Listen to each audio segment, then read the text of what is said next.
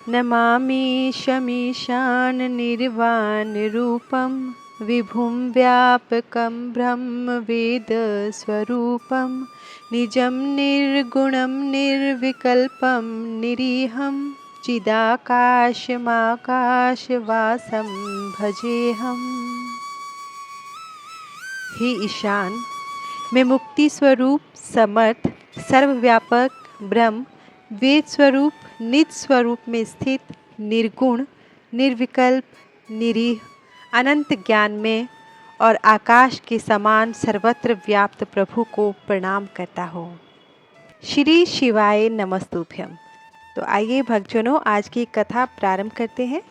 व्यास जी बोले, हे ब्रह्मापुत्र सनत कुमार जी, जब भगवान श्री हरि विष्णु की माया से मोहित होकर जलंधर पत्नी वृंदा छद्म वेशधारी किए विष्णु जी को अपना पति मानकर उनके साथ रमण करने लगी, तब श्री हरि को भी उनसे प्रीति जुड़ गई।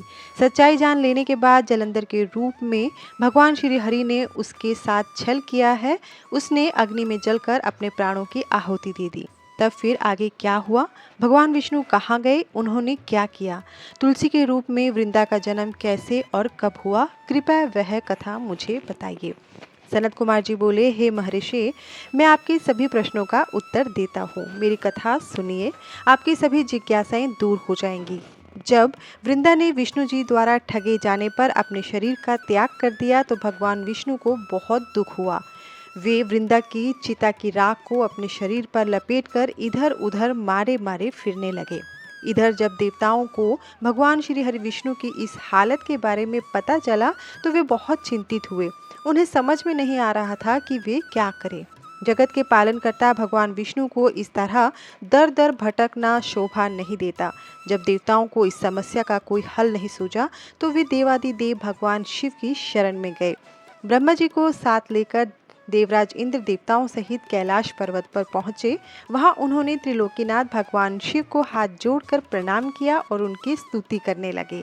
तत्पश्चात शिव के पूछने पर देवताओं ने वहां आने का प्रयोजन शिव जी को बताया। देवताओं ने कहा, हे देवादिदेव करुणानिधान भक्तवत्सल शिव, आप तो सर्वेश्वर हैं, सर्व ज्ञाता है।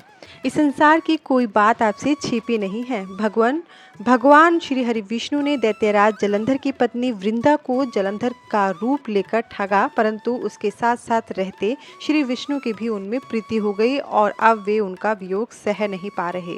वे अपने शरीर पर वृंदा की चिता की आग लपेटकर जोगी बनकर इधर उधर घूम रहे हैं। प्रभु, आप उन्हें समझाइए कि वे ऐसा न करें। भगवान, यह जगत आपके अधीन है और आपको ही इस समय उनकी मदद करनी है ताकि वे पहले की भांति होकर अपने कार्यों को पूरा करें। देवताओं की इस प्रकार की प्रार्थना सुनकर भगवान शिव बोले, हे ब्रह्मा जी, हे देवराज इंद्र व अन्य देवताओं, यह सारा जगत माया के अधीन है, परंतु इस जगत की जननी मूल प्रकृति परम मनोहर महादेवी पार्वती इस माया के वशीभूत नहीं है। उन पर इस माया जाल का कोई असर नहीं पड़ता। इसलिए आप भगवान श्री हरि विष्णु के इस मोह माया के जाल को दूर करने के लिए आदि देवी प्रकृति की आधारभूता देवी पार्वती की शरण में जाइए। यदि आपके द्वारा वे प्रसन्न हो गई तो आपके हर एक समस्या का समाधान हो जाएगा और वे आपके कार्यों को पूर्ण करेंगी। देवादिदेव महादेव भगवान शिव के इन वचनों को सुनकर सभी देवताओं को अत्यंत प्रसन्नता हुई। वे भगवान शिव से आज्ञा लेकर मूल प्रकृति की शरण में चले गए। इस प्रकार जब देवता प्रकृति देवी की शरण में जा रहे थे उस समय वहां आकाशवाणी हुई, हे देवताओं, मैं ही तीन प्रकार से तीनों प्रकार के गुणों से अलग होकर निवास करती हूँ। मैं सत्य गुण में गौरा बनकर, रजोगुण में लक्ष्मी बनकर और तमोगुण में ज्योति बनकर इस जगत को आलोकित करती हूँ।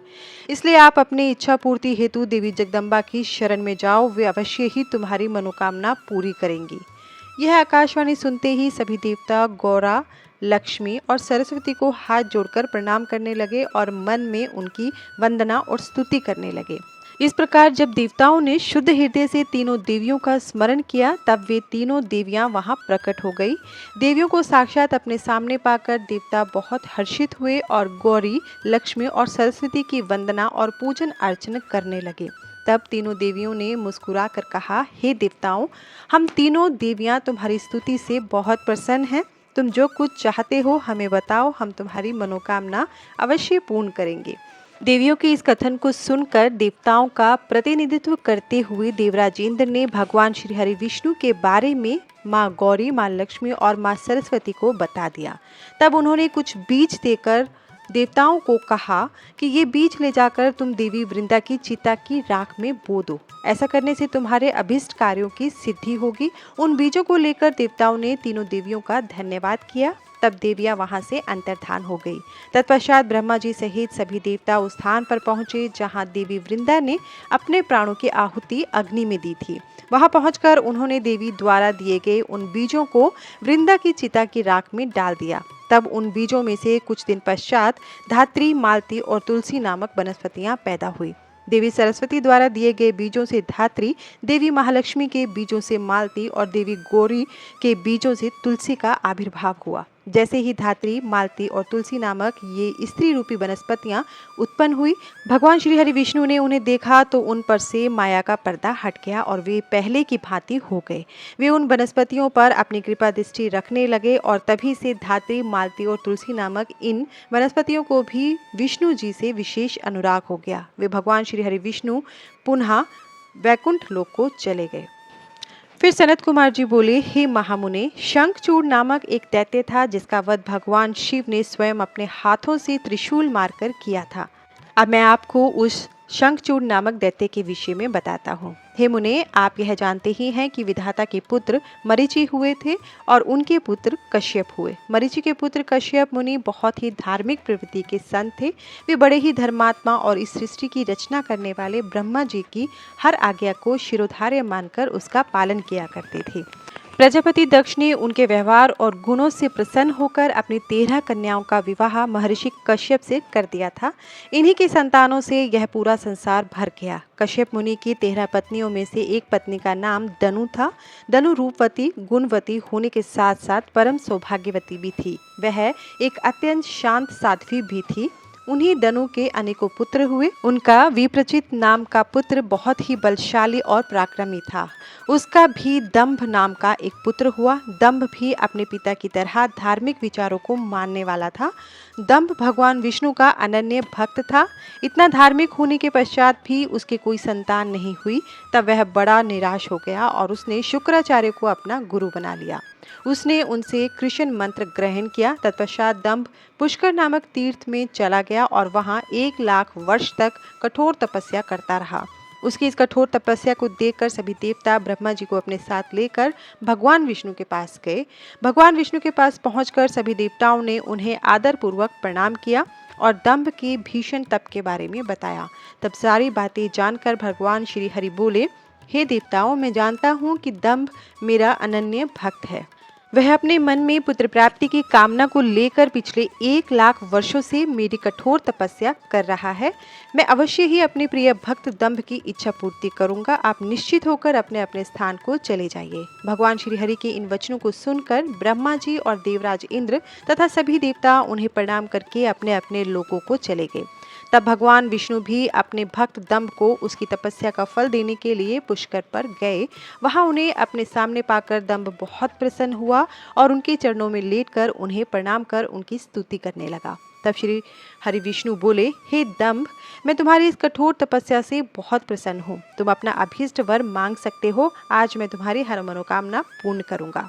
भगवान विष्णु के ये वचन सुनकर दंभ हाथ जोड़कर बोला, हे देव, यदि आप मुझ पर प्रसन्न हैं तो मुझे अपने जैसा वीर और पराक्रमी पुत्र प्रदान करें। तब श्री हरि विष्णु ने तथास्तु कहकर वहां से चले गए। इसके बाद दंभ भी प्रसन्नतापूर्वक अपने घर लौट आया। कुछ समय पश्चात दंभ की पत्नी गर्भवती हुई। तब दंभ के घर में एक अलौकिक तेज विद्यमान था। समय आने पर दंभ की पत्नी के गर्भ से एक पुत्र का जन्म हुआ। मुनियों ने उसका नामकरण संस्कार करके उसका नाम शंखचूड़ रखा। सनत कुमार जी बोले, हे महर्षि, भगवान श्री हरि विष्णु के वरदान के फलस्वरूप दंभ को एक वीर पराक्रमी पुत्र की प्राप्ति हुई जिसका नाम शंखचूड़ रखा गया। शंखचूड़ भी धार्मिक था। अपने परम पूज्य गुरु के अमृत वचनों का शंखचूड़ के मन पर गहरा प्रभाव पड़ा और वह पुष्कर नामक तीर्थ में जाकर एकाग्र मन से तपस्या करने लगा। उसने अपनी इंद्रियों को अपने वश में कर लिया और अनेकानेक मंत्रों द्वारा ब्रह्मा जी की साधना करने लगा। उसकी भक्तिभाव से की की गई आराधना से शीघ्र ही ब्रह्मा जी प्रसन्न हो गए। एक दिन जब शंखचूड़ प्रतिदिन की भांति तपस्या में मगन था, ब्रह्मा जी उसके सामने आकर खड़े हो गए। अपने आराध्य को एकाएक अपने सामने इस प्रकार खड़ा देखकर शंखचूड़ की प्रसन्नता की कोई सीमा न रही। वह ब्रह्मा जी के चरणों में लेट गया और उनके पैरों पर अपना सिर रखकर उनकी स्तुति करने लगा। ब्रह्मा जी ने शंखचूड़ को ऊपर उठाया और उससे कहा, हे वत्स, मैं तुम्हारी आराधना से बहुत प्रसन्न हूँ। तुम जो चाहो मुझसे वरदान मांग सकते हो, मैं तुम्हारी सभी मनोकामनाएं पूरी करूँगा। अपने आराध्य ब्रह्मा जी के ये वचन सुनकर शंखचूड़ बोला, हे ब्रह्मा जी, यदि आप मुझ पर प्रसन्न हैं तो मुझे यह वरदान दीजिए कि मुझे कोई भी जीत न सके। शंखचूड़ के इस वर को सुनकर ब्रह्मा जी बोले, ऐसा ही होगा। फिर उसे भगवान श्री कृष्ण का अक्षय कवच देते हुए वे कहने लगे कि शंखचूड़, अब तुम बद्रिकाश्रम चले जाओ। वहाँ सकामा तुलसी तपस्या कर रही है, तो वहाँ जाकर धर्मराज की कन्या तुलसी से विवाह कर लो। यह कहकर ब्रह्मा जी वहां से अंतर्धान हो गए। ब्रह्मा जी के अंतर्धान होने पर शंखचूड़ बद्रिकाश्रम की ओर चल दिया। वहां जाकर वह तुलसी के पास पहुंचा। शंखचूड़ को अपने सामने खड़ा देखकर वह बोली, मैं धर्मराज की पुत्री तुलसी हूँ। आप कौन हैं और यहाँ किस लिए आए हैं? कृपया आप यहाँ से चले जाएं। आप शायद नहीं जानते हैं कि स्त्री जाति मोहिनी होती है। तुलसी के वचन सुनकर शंखचूड़ बोला, हे देवी, आपके वचन सत्य हैं, परंतु यहाँ मैं अपने आराध्य भगवान ब्रह्मा जी की आज्ञा से आया हूँ। मैं दनु का वंशज, दानव दंभ का पुत्र शंखचूड़ हूँ। पूर्व में राधिका के दिए शाप के कारण मैं दानव कुल में जन्मा हूँ। यह सब कहकर शंखचूड़ चुप हो गया। तब तुलसी बोली, यह सत्य है कि इस संसार में वही पुरुष श्रेष्ठ है जो स्त्री से पराजित हो जाते हैं, परंतु आज मैं भी तुम्हारी स्पष्टवादिता से अत्यंत प्रभावित हुई हूँ। जब इस प्रकार शंखचूड़ और तुलसी आपस में बातें कर रहे थे, तभी वहाँ ब्रह्मा जी प्रकट हो गए। उन्हें देखकर तुलसी और शंखचूड़ दोनों ने उन्हें प्रणाम किया। तुम दोनों यहाँ अभी तक बातें ही कर रहे हो? शंखचूड़, मैंने तुम्हें यहाँ तुलसी का पानी ग्रहण करने के लिए भेजा था। तुम निश्चय ही पुरुषों में श्रेष्ठ हो। तुलसी, निसंदेह ही स्त्रियों में रतन है। तुम दोनों एक दूसरे के लिए बने हो, इसलिए तुम्हें शीघ्र ही एक दूसरे का हो जाना चाहिए। शंखचूड़ और तुलसी को विवाह करने के लिए कहकर ब्रह्मा जी वहां से चले गए। ब्रह्मा जी का आदेश मानते हुए तुलसी और शंखचूड़ ने गंधर्व रीति से विवाह कर लिया। तत्पश्चात वे दोनों अनेक सुंदर मनोरम स्थानों पर अनेक वर्षों तक विहार करते रहे। एक दूसरे का साथ पाकर वे बहुत प्रसन्न थे। व्यास जी बोले, हे ब्रह्मा जी के पुत्र सनत कुमार जी, जब संसार के सृष्टिकर्ता ब्रह्मा जी की आज्ञा से तुलसी और शंखचूड़ ने गंधर्व रीति से विवाह कर लिया, तब फिर क्या हुआ? उन दोनों ने क्या किया? व्यास जी के इस प्रकार के प्रश्न सुनकर सनत कुमार जी बोले, हे महामुने, शंखचूड़ और देवी तुलसी ने ब्रह्मा जी की आज्ञा से विवाह कर लिया और वह उसे अपने साथ लेकर अपने घर वापिस आ गया। जब दानवों को इस बात की सूचना मिली कि शंखचूड़ को ब्रह्मा जी से वरदान प्राप्त हुआ है, तो वे सभी बहुत प्रसन्न हुए। दैत्य गुरु शुक्राचार्य ने स्वयं वहां आकर शंखचूड़ को ढेरों आशीर्वाद प्रदान किए। तत्पश्चात उन्होंने शंखचूड़ को असुरों का आधिपत्य देते हुए उसका राज्याभिषेक कराया। राज सिंहासन संभालने के पश्चात शंखचूड़ बहुत प्रसन्न था। तब शुक्राचार्य बोले, हे असुरराज शंखचूड़, तुम निसंदेही वीर और पराक्रमी हो। तुम्हें आज असुरों का राज्य सौंपकर मुझे बहुत हर्ष हो रहा है। अब इस राज्य का विस्तार करना और असुरों की रक्षा करने का दायित्व तुम्हारा है। मुझे तुम्हारी प्रतिभा पर पूरा विश्वास है। यह कहकर दैत्य गुरु शुक्राचार्य वहां से चले गए। उनकी आज्ञा शिरोधार्य कर शंखचूड़ राज्य करने लगा। उसने अपने राज्य का विस्तार करने के उद्देश्य से अपनी विशाल सेना को इंद्रलोक पर आक्रमण करने का आदेश दे दिया। वह स्वयं भी उस युद्ध में जा खड़ा हुआ। असुरों और देवताओं में बड़ा भयानक युद्ध शुरू हो गया। देवताओं ने अनेक असुरों को मार गिराया और अनेकों को घायल कर दिया। यह देखकर असुर सेना विचलित होकर इधर उधर भागने लगी। इसे देखकर असुरराज शंखचूड़ का क्रोध सातवें आसमान पर जा पहुंचा। अपनी पूरी शक्ति से युद्ध करते हुए उसने देव सेना को खदेड़ दिया। दैत्यराज शंखचूड़ से डरकर देवसेना तितर बितर हो गई और अपने प्राणों की रक्षा के लिए गुफाओं और कंदराओं में जाकर छुप गई। महाबली वीर प्रतापी शंखचूड़ ने स्वर्ग पर अधिकार कर लिया और स्वर्ग के सिंहासन पर विराजमान हो गया। सूर्य, अग्नि, चंद्रमा, कुबेर, यम, वायु आदि सभी देवता शंखचूड़ के अधीन हो गए। अनेक देवता शंखचूड़ के डर से भाग निकले। जो देवता वहां से भाग निकले थे, वे अपने प्राणों की रक्षा के लिए इधर उधर मारे मारे फिर रहे थे। जब उन्हें यह यह समझ नहीं आया कि अब वे क्या करें और कहाँ जाएं, तब वे सब देवता मिलकर ऋषि मुनियों को साथ लेकर ब्रह्मा जी की शरण में गए। ब्रह्मा जी के पास पहुंचकर देवताओं ने उन्हें प्रणाम कर उनकी स्तुति की। तत्पश्चात उन्होंने शंखचूड़ के आक्रमण और स्वर्ग पर उसके आधिपत्य के बारे में सब कुछ ब्रह्मा जी को बता दिया। ब्रह्मा जी ने आश्वासन देते हुए कहा कि इस विषय में भगवान विष्णु ही हमें कोई सही मार्ग बता सकते हैं, अतः हम सभी को उनके पास चलना चाहिए। यह कहकर वे सभी श्री हरि से मिलने के लिए बैकुंठ लोक को चल दिए। बैकुंठ लोक पहुंचकर देवराज इंद्र और ब्रह्मा जी सहित सभी देवताओं ने लक्ष्मीपति विष्णु जी की स्तुति की और उन्हें सारी बातों से अवगत कराया। देवताओं का दुख सुनकर विष्णु जी ने उन्हें ढाढ़स बंधाते हुए कहा, हे देवताओं, आप इस प्रकार दुखी न हो। मैं शंखचूड़ के बारे में सभी कुछ जानता हूँ। पहले वह मेरा अनन्य भक्त था। इस बारे में हमें देवादिदेव महादेव जी से विचार विमर्श करना चाहिए, क्योंकि वे ही इस समस्या का सही समाधान बता सकते हैं। यह कहकर वे ब्रह्मा जी और अन्य देवताओं को अपने साथ लेकर शिवलोक की ओर चल दिए। सनत कुमार जी बोले, हे व्यास जी, इस प्रकार ब्रह्मा जी और अन्य देवताओं को अपने साथ लेकर विष्णु जी भगवान शिव से मिलने के लिए शिवलोक पहुंचे।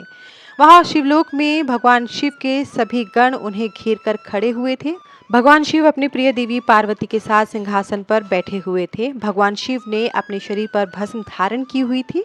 उनके गले में रुद्राक्ष की माला थी। त्रिनेत्रधारी भगवान शिव शंकर देवी पार्वती के साथ बैठे वहां अद्भुत शोभा पा रहे थे। उनका वह अद्भुत और दिव्य रूप देखकर भगवान विष्णु, ब्रह्मा जी, देवराज इंद्र सहित अन्य सभी देवताओं को बहुत प्रसन्नता हुई। उन्होंने देवादिदेव कृपा निधान भगवान शिव को हाथ जोड़कर प्रणाम किया और भक्तिपूर्वक उनकी स्तुति करनी आरंभ कर दी। देवता बोले, हे करुणा निधान, हे भक्त वत्सल भगवान शिव, आप सर्वेश्वर हैं, आप परम ज्ञानी हैं, आप सब कुछ जानने वाले हैं। प्रभु, आपकी आज्ञा से ही इस संसार में हर कार्य होता है। आपकी आज्ञा के बिना एक पत्ता भी नहीं हिलता है। भगवान, आप तो सब कुछ जानते हैं। हे भक्त वत्सल, आप सदा ही अपने भक्तों की रक्षा करते हैं और उनकी सभी इच्छाओं को पूरा कर उनके अभीष्ट कार्यों को पूरा करते हैं। भगवान, हम इस समय बड़े दुखी होकर अपने प्राणों की रक्षा के लिए आपकी शरण में आए हैं। दानवराज दंभ के पुत्र शंखचूड़ ने बलपूर्वक हमारे राज्य पर अपना अधिकार कर लिया है। उसने अनेक देवताओं को अपना बंदी बना लिया है और देव सेना को घायल कर कईयों को मौत के घाट उतार दिया है। किसी तरह हम अपनी जान बचाकर वहां से भाग निकले। भगवान, आप अपने भक्तों के रक्षक हैं। हम आपकी शरण में आए हैं। आप हम दुखियों की दुखों को दूर कीजिए। उस शंखचूड़ नामक दैत्य ने हमारा जीना मुश्किल कर दिया है। आप उसको दंड देकर हमें मुक्त कराइए और हमारा उद्धार कीजिए। यह कहकर सब देवता चुप होकर हाथ जोड़कर खड़े हो गए। इस प्रकार देवताओं की करुण प्रार्थना और अनुनय विनय सुनकर त्रिलोकीनाथ भगवान शिव बोले, हे श्री हरि, हे ब्रह्मा जी और अन्य सभी देवताओं, मैं दैत्यराज शंखचूड़ के विषय में सब कुछ जानता हूँ। असुरराज शंखचूड़ भले ही देवताओं का शत्रु एवं प्रबल विरोधी हो गया हो, परंतु वह अभी भी धार्मिक है और सच्चे हृदय से धर्म का पालन करता है। परंतु फिर भी तुम लोग मेरे पास मेरी शरण में आए हो और शरणागत की रक्षा करना सभी का कर्तव्य है। इसलिए मैं तुम्हारी रक्षा करने का वचन देता हूँ। तुम अपनी व्यर्थ की चिंताएं त्याग दो और प्रसन्न होकर अपने अपने स्थान को लौट जाओ। मैं निश्चय ही शंखचूड़ का संहार करके उसके द्वारा दिए गए कष्टों से तुम्हें मुक्ति दिलाकर तुम्हारा स्वर्ग का राज्य तुम्हें वापस दिलाऊंगा। भगवान शिव जब इस प्रकार से देवताओं को शंखचूड़ के वध का आश्वासन दे ही रहे थे, तभी उनसे मिलने के लिए राधा के साथ श्री कृष्ण वहां पधारे। भगवान शिव को प्रणाम करके वे प्रभु की आज्ञा से उनके पास ही बैठ गए। श्री कृष्ण और राधा ने महादेव जी की मन से स्तुति की। जब भगवान शिव ने उनसे उनके आने का कारण पूछा, तब श्री कृष्ण बोले, हे कृपा निधान दयानिधि, आप तो सब कुछ जानते हैं। आप ही इस जगत के सनाथ हैं। आप तो जानते ही हैं कि मैं और मेरी पत्नी दोनों ही श्राप भोग रहे हैं। मेरा पार्षद सुदामा भी श्राप के कारण दानव की योनि में अपना जीवन जी रहा है। आप भक्त वत्सल हैं। प्रभु, हम आपकी शरण में आए हैं। हम पर अपनी कृपा दृष्टि करिए और हमें हमारे दुखों से मुक्ति दिलाइए। भगवान, आप हमें इस श्राप से मुक्ति दिलाइए। भगवान श्री कृष्ण की इस प्रार्थना को सुनकर देवादिदेव महादेव जी बोले, हे कृष्णा, आपको डरने की कोई आवश्यकता नहीं है। निश्चय ही आपका कल्याण होगा। आप श्राप के अनुसार 12 कल्प तक इस श्राप को भोगने के पश्चात ही राधा सहित अपने निवास बैकुंठ को प्राप्त होगे। आपका सुदामा नामक पार्षद इस समय दानव योनि में शंखचूड़ के रूप में सभी को दुख दे रहा है। इस समय वह देवताओं का प्रबल विरोधी और शत्रु है।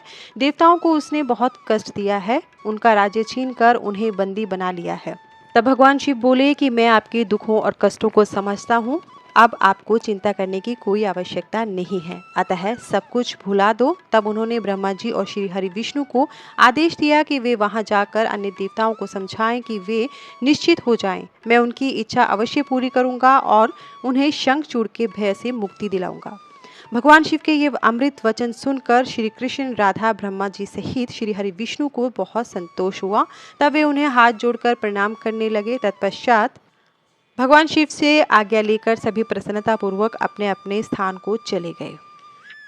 व्यास जी बोले, हे ब्रह्मापुत्र सनत कुमार जी, जब देवादिदेव महादेव जी ने ब्रह्मा, विष्णु, देवराजेंद्र सहित श्री कृष्ण को शंखचूड़ के वध का आश्वासन दिया, तब सब देवता प्रसन्न होकर उनसे विदा लेकर अपने अपने धाम को चले गए।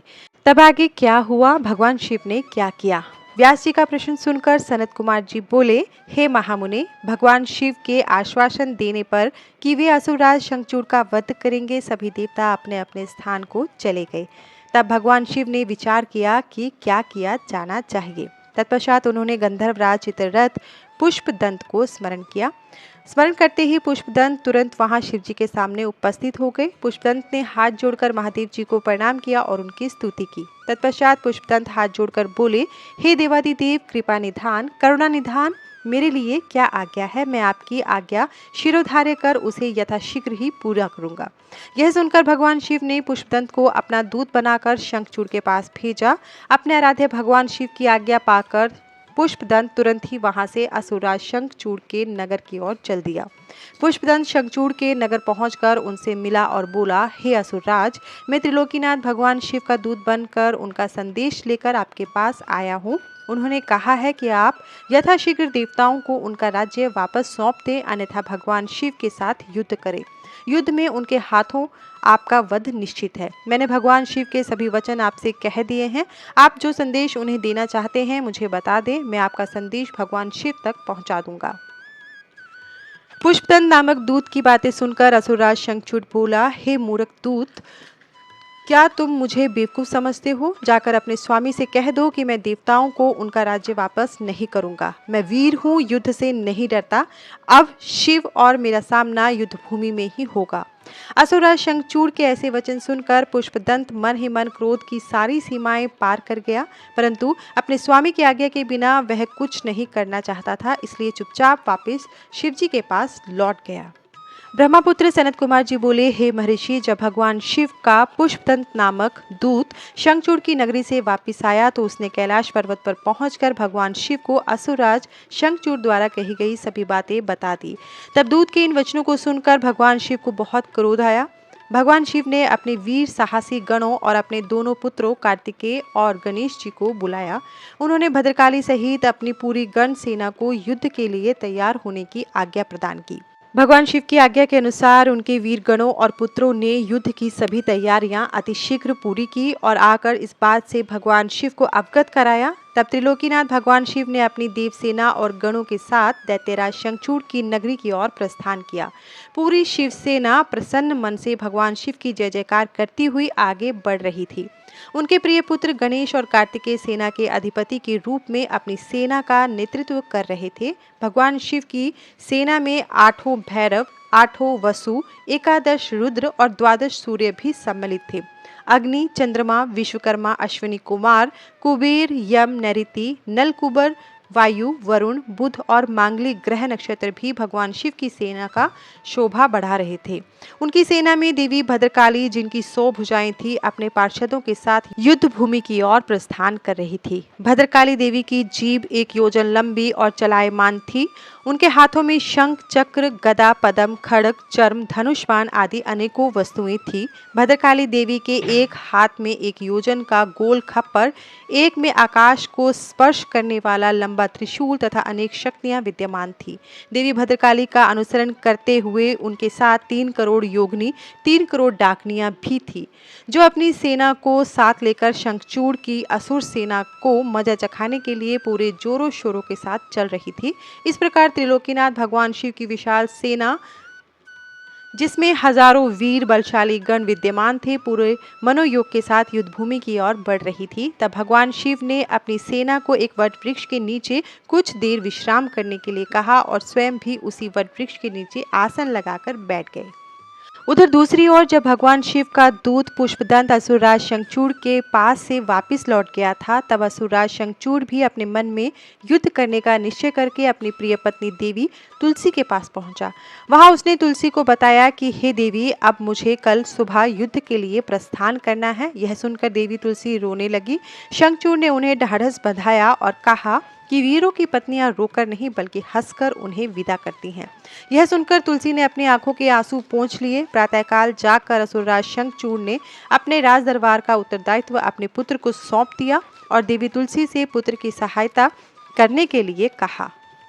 फिर दैत्यराज शंखचूड़ ने अपनी विशाल दैत्य सेना का युद्ध के लिए आवाहन किया। अपने स्वामी दैत्यराज शंखचूड़ के बुलाने पर विशाल दैत्य सेना पल भर में संगठित हो गई। उस असुर सेना में अनेक वीर और पराक्रमी योद्धा थे। वे युद्ध करने के लिए सुसज्जित होकर आए थे। दैत्य सेना का मनोबल बहुत ऊंचा था। वे अत्यंत गर्वित और सोच रहे थे कि इस युद्ध में वे अवश्य ही जीतेंगे। मौर्य, कालिक और कालिके नामक 3 वीर असुर सेनापति के रूप में दैत्य सेना का प्रतिनिधित्व कर रहे थे। उस विशाल 3 लाख अक्षौहिणी सेना को देखकर बड़े बड़े वीर पल भर में भयभीत हो जाते थे। असुरराज शंखचूड़ अपनी विशाल दैत्य सेना को देखकर बहुत खुश हो रहा था। तब युद्ध के लिए प्रस्थान करती हुई उस सेना का नेतृत्व स्वयं असुरराज शंखचूड़ ने आगे आकर किया। उनके पीछे वाले रथ में दैत्यों के गुरु शुक्राचार्य उनका मार्ग प्रशस्त कर रहे थे। इस प्रकार अपने स्वामी शंखचूड़ की जय जयकार का उद्घोष करती हुई वह राक्षस सेना तीव्र गति से आगे बढ़ी चली जा रही थी। चलते चलते काफी समय बीत गया। आखिर पुष्पभद्रा नामक नदी के किनारे एक अक्षय वट वृक्ष के नीचे दैत्य सेना ने अपना डेरा डाला। वहीं से कुछ दूरी पर देव सेना ने भी अपना डेरा डाला हुआ था। सनत कुमार जी बोले, हे व्यास जी, जब इस प्रकार देवताओं की सेना लेकर भगवान शिव और राक्षसों की सेना लेकर असुरराज शंखचूड़ अपने अपने निवासों को छोड़कर युद्ध करने के लिए यात्रा करते करते रास्ते में रुक गए तो दोनों सेनाएं कुछ ही दूरी पर रुकी थी। तब दैत्यराज शंखचूड़ ने अपने एक दूत को संदेश देकर भगवान शिव के पास भेजा। दैत्यराज शंखचूड़ का वह दूत भगवान शिव के पास पहुंचा और बोला, हे शिव, मैं दैत्यराज शंखचूड़ का दूत हूँ और उनका संदेश लेकर आपके पास आया हूँ। मेरे स्वामी ने कहलवाया है कि वे यहाँ आ गए हैं। अब आपकी क्या इच्छा है? तब दैत्यराज के उस दूत से शिवजी बोले, दूत, तुम जाकर अपने स्वामी शंखचूड़ से कहो कि देवताओं के साथ शत्रुता छोड़कर उनसे मित्रता कर लो। उनका हड़पा हुआ राज्य उन्हें वापस कर दो और तुम सुखपूर्वक अपने राज्य पर शासन करो। दैत्यराज से कहना कि वे शुद्धकर्मी महर्षि कश्यप की संतान हैं, उन्हें ऐसा करना शोभा नहीं देता। इसलिए वे समय रहते मेरी समझाई हुई बात को समझ जाए, अन्यथा इसके परिणाम दानवों के लिए बहुत घातक हो सकते हैं। भगवान शिव के इस प्रकार के वचन सुनकर वह दूत पुनः बोला, हे देवादिदेव, हालांकि आपकी बातों में कुछ सच्चाई है, परंतु क्या हमेशा हर बात में असुर ही गलत होते हैं? देवता हमेशा सही होते हैं? उनकी कभी कोई गलती नहीं होती? आपके अनुसार सारे दोष असुरों में हैं, जबकि वास्तविकता में ऐसा बिल्कुल भी नहीं है। दोष केवल असुरों में नहीं, देवताओं में भी है। मैं उनका पक्ष लेने वाले आपसे पूछता हूँ कि मधु और कैटव नामक दैत्यों के सिरों को किसने काटा? त्रिपुरों को युद्ध करने के पश्चात क्यों भस्म कर दिया गया? आप सदा से ही देवताओं और दानवों में पक्षपात करते आए हैं। आप देवताओं का ही कल्याण करते हैं, जबकि ईश्वर होने के नाते आप देवताओं और असुरों दोनों के लिए ही आराध्य हैं। इसलिए आपको किसी एक के संबंध में नहीं बल्कि दोनों के हितों को ध्यान में रखना चाहिए। शंखचूड़ के दूत के वचनों को सुनकर कल्याणकारी शिव बोले, दूत, तुम्हारी यह बात पूर्णतः गलत है। मैं देवताओं और दानवों में कभी कोई भेद नहीं करता। मैं तो सदा से ही अपने भक्तों के अधीन हूँ। मैं सदैव अपने भक्तों का कल्याण करता हूँ और उनके अभीष्ट कार्यों की सिद्धि करता हूँ। मुझे देवताओं पर आए संकट को दूर करना है, इसलिए मुझे असुरों से युद्ध करना ही होगा। तुम जाकर इस बात को असुरराज शंखचूड़ को बता दो। यह कहकर भगवान शिव चुप हो गए और वह दूत अपने स्वामी शंखचूड़ के पास चला गया। व्यास जी ने सनत कुमार जी से पूछा, हे ब्रह्मापुत्र, जब भगवान शिव का संदेश लेकर दैत्यराज शंखचूड़ का वह दूत वापिस अपने स्वामी शंखचूड़ के पास चला गया, तब क्या हुआ? उस दूत ने शंखचूड़ से क्या कहा और उस दूत से सारी बातें जानने के पश्चात दैत्यराज शंखचूड़ ने क्या कहा, हे महर्षि, कृपा करके इस संबंध में मुझे सविस्तार बताइए। व्यास जी के प्रश्न को सुनकर सनत कुमार जी बोले, हे महामुने, इस दूत ने अपने स्वामी शंखचूड़ के पास जाकर उसे भगवान शिव से हुई सारी बातें बता दी। शिव जी की कही बातें सुनकर शंखचूड़ और अधिक क्रोधित हो उठा और उसने अपनी विशाल दैत्य सेना को तुरंत युद्ध के लिए चलने की आज्ञा प्रदान की। दूसरी ओर भगवान शिव ने भी अपने गणों और देवताओं को युद्ध भूमि की ओर प्रस्थान करने के लिए कहा। देवताओं और दानवों दोनों की सेनाएं पूरी जोश और साहस के साथ लड़ने के लिए तत्पर होते हुए आगे बढ़ने लगी। दानवों की सेना में सबसे आगे शंखचूड़ था और दूसरी ओर देवसेना में त्रिलोकीनाथ भगवान शिव सबसे आगे चल रहे थे। दोनों सेनाएं अपने स्वामियों के जय घोष के साथ आगे बढ़ रही थी। उस समय चारों ओर रणभेरियां बजने लगी थी। कुछ ही समय पश्चात देवता और दैत्य आमने सामने थे। एक दूसरे को अपना घोर शत्रु समझकर दोनों एक दूसरे पर टूट पड़े। भयानक युद्ध होने लगा। हर ओर मारकाट चीख पुकार मची हुई थी।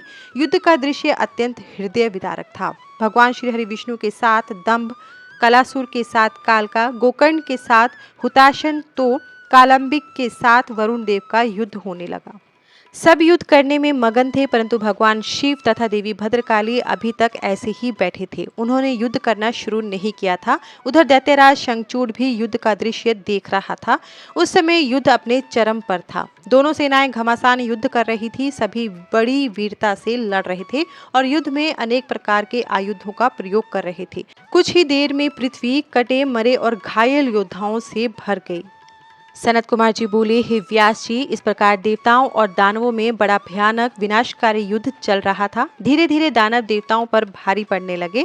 जब देवता अत्यंत भयभीत होकर अपनी रक्षा हेतु इधर उधर भागने लगे, कुछ देवता भागकर देवादिदेव भगवान शिव की शरण में आए। तब देवता बोले, प्रभु हमारी रक्षा करे। असुर सेना परास्त होने के बजाय हम पर हावी होती जा रही है। यदि शीघ्र ही कुछ किया नहीं गया तो हम अवश्य हार जाएंगे। देवताओं के ये वचन सुनकर भगवान शिव को बहुत क्रोध आया। वह उठकर खड़े हो गए और स्वयं युद्ध करने के लिए आगे बढ़े।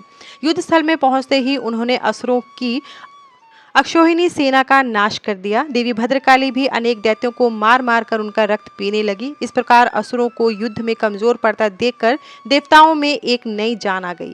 जो देवता इधर उधर अपने प्राणों की रक्षा के लिए भाग रहे थे, वे भी आकर पुनः युद्ध करने लगे। उधर भद्रकाली देवी क्रोध से भरकर दैत्यों को पकड़ पकड़ कर अपने मुख में डालने लगी। स्कंद ने अपने बाणों से करोड़ों दानवों को मौत के घाट उतार दिया। यह देखकर असुर सेना भयभीत होकर अपने प्राणों की रक्षा करने हेतु इधर उधर भागने लगी। असुर सेना को इस प्रकार तितर बितर होता देखकर दानवराज शंखचूड़ क्रोधित होकर स्वयं युद्ध में कूद पड़ा। उसने अपने हाथों में धनुष बाण उठाया और भयानक बाणों की वर्षा करनी प्रारंभ कर दी। देखते ही देखते शंखचूड़ ने देव सेना के अनेकों सैनिकों का संहार कर दिया। यह देखकर स्कंद देव आगे बढ़े और शंखचूड़ को ललकारने लगे। शंखचूड़ ने क्रोधित होकर स्कंद पर पलटवार किया। उसने स्कंद का धनुष काट दिया और पूरी शक्ति से स्कंद की छाती पर प्रहार किया। फलस्वरूप स्कंद मूर्छित होकर जमीन पर गिर पड़े। कुछ ही देर बाद स्कंद उठकर खड़े हो गए और उन्होंने अपने बाण से शंखचूड़ के रथ में छेद कर दिया। यही नहीं, स्कंद ने शंखचूड़ का कवच, किरीट आदि कुंडल भी गिरा दिए। तत्पश्चात उसने एक भयानक विषभुजी शक्ति से शंखचूड़ पर प्रहार किया। इस प्रहार से शंखचूड़ मूर्छित होकर पृथ्वी पर गिर पड़ा और काफी समय तक ऐसे ही पड़ा रहा। कुछ समय पश्चात वह ठीक होकर पुनः युद्ध करने लगा। इस बार उसने भगवान शिव के पुत्र कार्तिकेय को अपना निशाना बनाया और उस पर भयानक शक्ति का प्रहार किया, जिससे कार्तिकेय बेहोश होकर गिर पड़े। तब कार्तिकेय को इस प्रकार धरती पर बेहोश पड़ा हुआ देखकर देवी भद्रकाली उन्हें गोद में उठा लाई। उनकी दशा देखकर शिवजी ने उन पर अपने कमंडल का जल छिड़का। जल छिड़कते ही कार्तिकेय उठ बैठे और पुनः युद्ध करने के लिए चल दिए। दूसरी ओर वीरभद्र और शंखचूड़ का भयानक युद्ध चल रहा था। यह कह पाना कठिन था कि दोनों में से कौन अधिक वीर और बलशाली है। एक दूसरे पर वे बड़े शक्तिशाली ढंग से प्रहार कर रहे थे। देवी भद्रकाली भी पुनः युद्ध में आकर दानवों का भक्षण करने लगी। सनत कुमार जी बोले, हे व्यास जी, देवी भद्रकाली ने युद्ध भूमि में जाकर भयंकर सिंहनाद किया, जिससे डरकर अनेकों दानव मूर्छित होकर धरती पर गिर पड़े। भद्रकाली ने अपने तेज और नुकीले दांतों से दानवों का रक्त चूसना शुरू कर दिया। यह देखकर युद्धरत दानव भय से आतंकित हो उठे। वे डरकर इधर उधर भागने लगे। यह देखकर दानवराज शंखचूड़ दौड़कर देवी भद्रकाली से युद्ध करने के लिए आगे आया।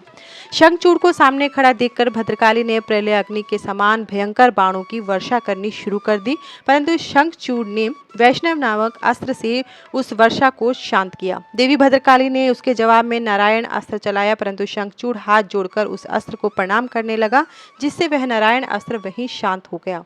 दैत्यराज शंखचूड़ अपने भयानक बाणों से देवी पर प्रहार करता और देवी उन असंख्य बाणों को अपनी विकराल दाढ़ों से चबा जाती।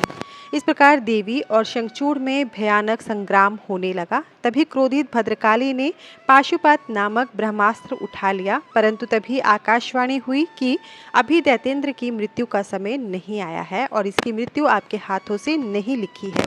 तब देवी ने पाशुपत अस्त्र को वापस कर लिया और उसे काटने के लिए दौड़ी। यह देखकर असुर राज ने रुद्रास्त्र चलाकर उनकी गति को कम किया। तब भद्रकाली ने असुर राज द्वारा प्रयोग की गई सारी शक्तियों को तहस नहस कर दिया और आगे बढ़कर शंखचूड़ की छाती पर अपने मुक्के का जोरदार प्रहार किया।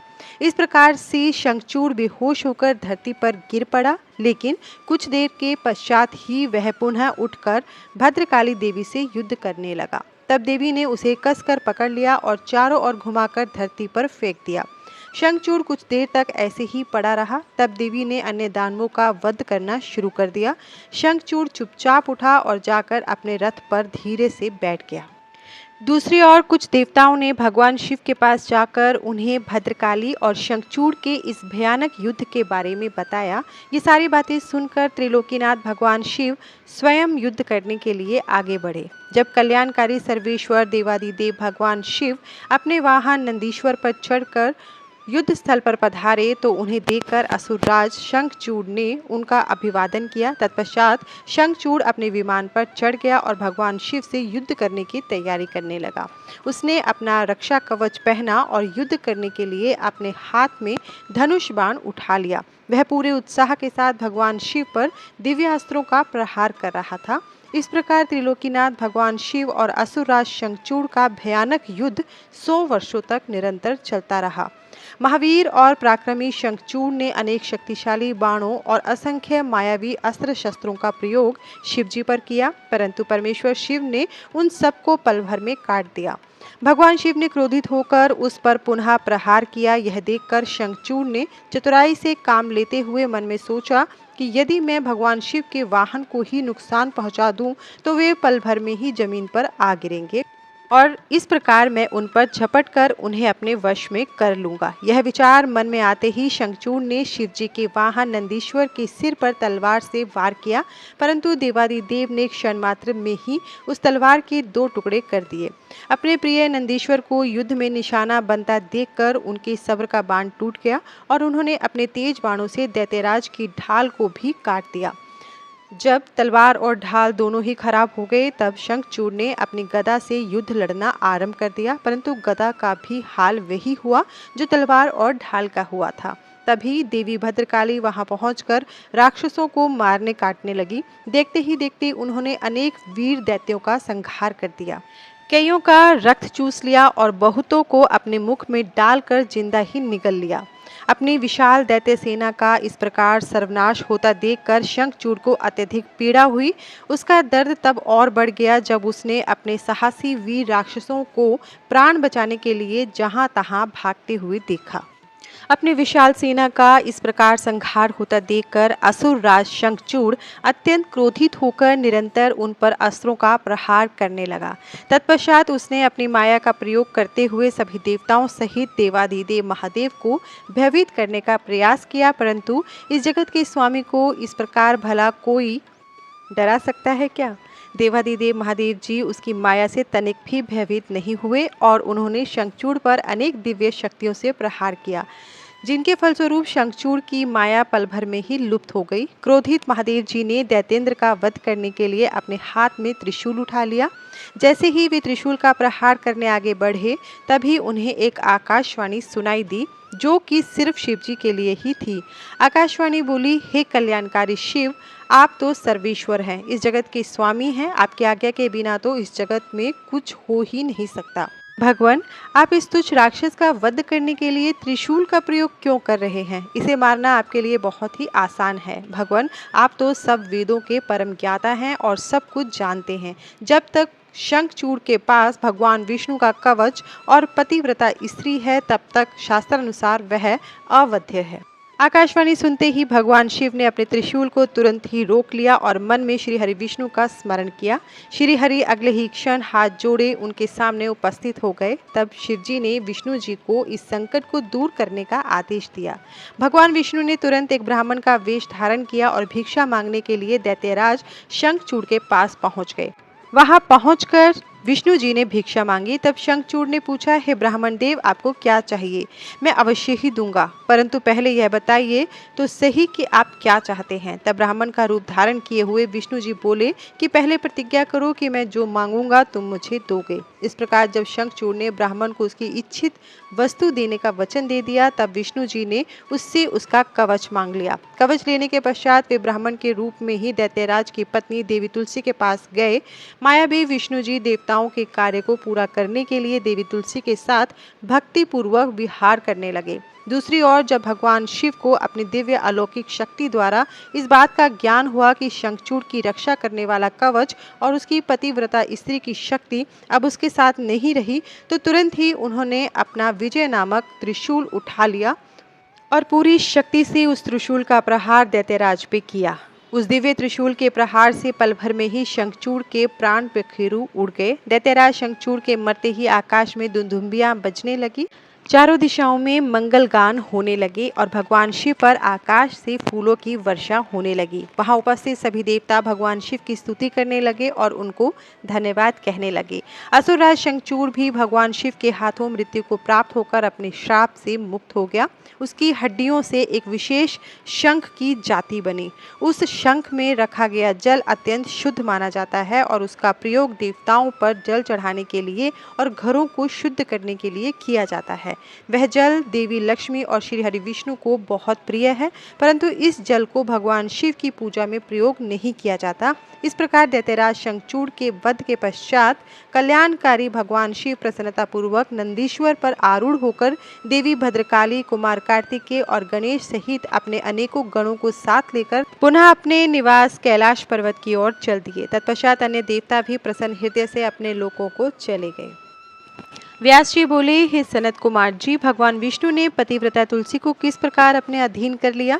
किस प्रकार पतिव्रता धर्म का पालन करने वाली देवी तुलसी एकाएक धर्म से विमुख होकर अधर्म का आचरण करने लगी? कृपा कर इस कथा को मुझे बताइए।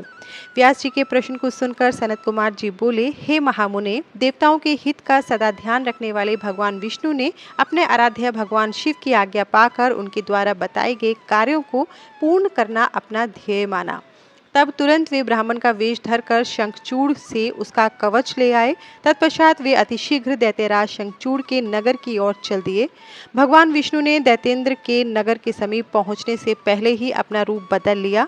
उन्होंने शंखचूड़ का रूप धारण कर लिया। फिर वे तुलसी के पास गए। अपने पति शंखचूड़ को सामने पाकर देवी तुलसी फूली नहीं समाई, वह उनके गले से लग गई।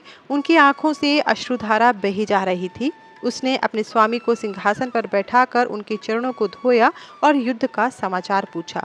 शंखचूड़ का रूप धारण किए भगवान विष्णु बोले, हे प्रिय, युद्ध के मध्य में ही ब्रह्मा जी ने मेरे और भगवान शिव के बीच संधि करा दी, इसलिए मैं वापिस आ गया हूँ। भगवान शिव भी कैलाश वापस चले गए हैं।